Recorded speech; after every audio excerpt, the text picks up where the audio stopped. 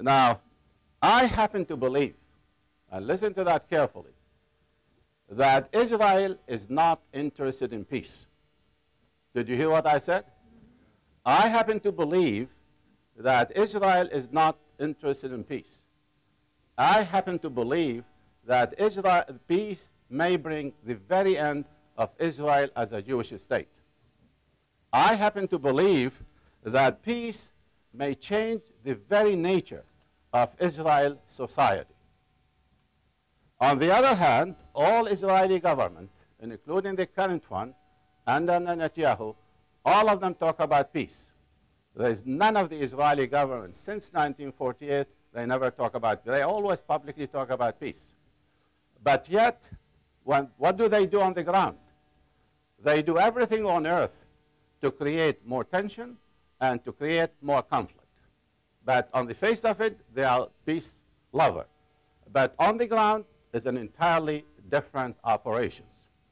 And I would like to suggest to you at least 4 different reasons. And again, and I swear to you, if you put me in the mood, I'll make them 10. Because there are a lot of things which need to be talked about.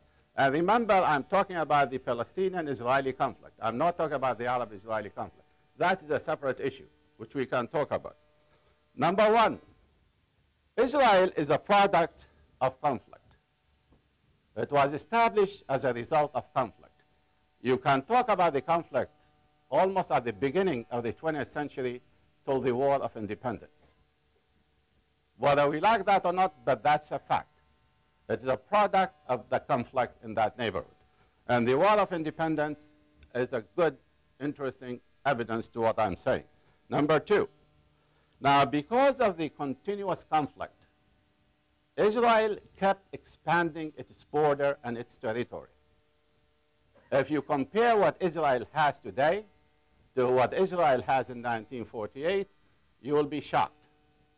Let me share with you, this is why I wish I have the map with me so you can see the map about what I'm talking about. In 1948, when the United Nations partitioned the land of Palestine into 2 states, the Arab state and the Jewish state, they allocated 56% of the historical Palestine to the Jewish state. That is the partition plan. By the time the independent war of 1948 finished, Israel already controlled 72% of historical Palestine. You see the changes? Just the war which lasted for about less than a year or so. Now, since 1948, in 1967, they controlled the total of historical Palestine, including the West Bank and Gaza Strip. And what they have been doing since 1967, they built more than 400 settlements all over the land of the West Bank, with 500,000 settlers in these settlements. I don't know how many of you remember, this week we are celebrating what? The fall of what? The Berlin Wall. Do you remember the Berlin Wall? The wall of shame? And this is what our President Reagan, Mr. Gorbachev, teared down this wall. Do you remember that? And that is why the Soviet built it. Guess what? Security reason. They divided the people of Berlin. They destroyed their life, quote-unquote security. We have right now a wall being erected in Israel, Palestine. The length of that wall, approximately 600 kilometers, and the height of some of it, about 8 meters. The International Court in the year 2004 said this wall is illegal. Did you hear what I said? That's not me. That's not Al-Qazzaz speaking. That is the International Court saying that this wall is illegal. What did we do about it here in this country? Nothing. So because of the continuation of the conflict, the Israelis are getting away with a lot of things. Number 3, because of the conflict, because of the continuation of the conflict, right now Israel annually receives approximately $3 to $4 billion from us. In addition to that, they are receiving many billions of dollars from the Jewish community. And we promised the Israeli that we are going to supply them with approximately $30 billion of military equipment in the coming decade or so. Now, all these things, remember, they present an important part of the Israeli economy. Imagine if there's peace today in the Middle East between the Palestinian and the Israeli. All this money is not going to be there. Imagine the hurt on the Israeli economy. Imagine, just imagine, the 4 billion, the many billion, and all of a sudden these things will stop because there's no reason for it anymore if there's a peace. So if you are part of that economy, will you like to have peace, or do you want to encourage so you can keep receiving this wonderful dollar? Number 4, I don't know how many of you studied the politics of Israel's society. I've been a student of that politics and had written a couple of articles, unfortunately in Arabic, so you cannot read them. So whatever I say is correct.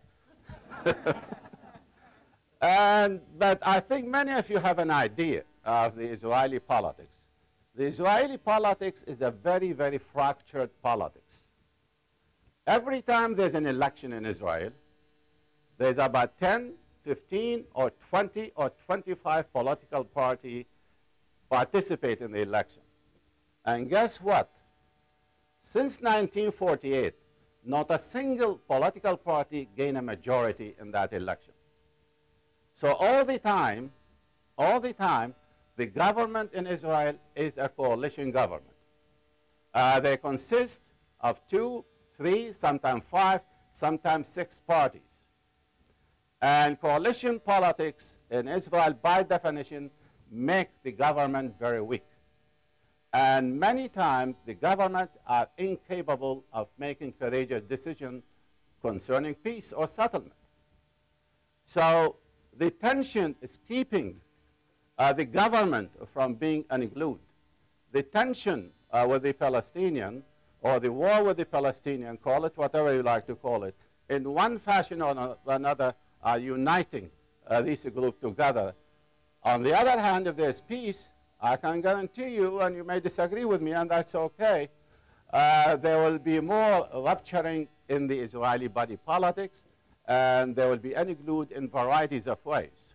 If there's peace, and instead of having 10 or 15 parties, we'll have 30 parties. And we can talk about it, and I do not want to mention that famous statement, if you see 2 Jews, it means you have 3 political parties. But that's also true about the Arabs. If you see an Arab and a half, you have 5 parties. 8 minutes to question time. Okay. Thank you. The last point which I want to make about Israel, and I'm cutting that, we talk about the industrial military complex in this country. And if you remember Eisenhower, all of you are young enough to remember him. When he warned us about the industrial military power in this country, do you remember that, right? Now, when you talk about it in the context of Israel, it's much worse. The military industrial in Israel is the most important institution in Israel's society, the military institution. And the armed forces, as many of you know, it's called a citizen army. Everybody has to serve in the army, men and women, 3 years for men, 2 years for women, and they have to be on reserve. The budget of Israel last year is $12 billion, almost 1/4 of the Israeli budget, which are around $58 to $60 billion. And guess what? The military industry is one of the most important industries in Israel. There's about 180 companies produce varieties of weapons, from the Uzi to missile to a plane to many things. And the military industry export 80% of what they produce. And last year, they exported approximately $2.5 billion to $3.5 billion abroad to about 50 countries or more. And furthermore, if you study the generals, if you study the officers, when they retire, guess what they become? They become prime ministers. 3 or 4 of them became prime ministers. Many of them became cabinet minister or head of universities, and on and on and on. And do you think, if you are a military general, don't you have interest in that establishment? Just like the United States. That's exactly correct. That's exactly correct. So I'm not saying something unusual. And they do have an interest to keep the tension going, and that is as simple as that.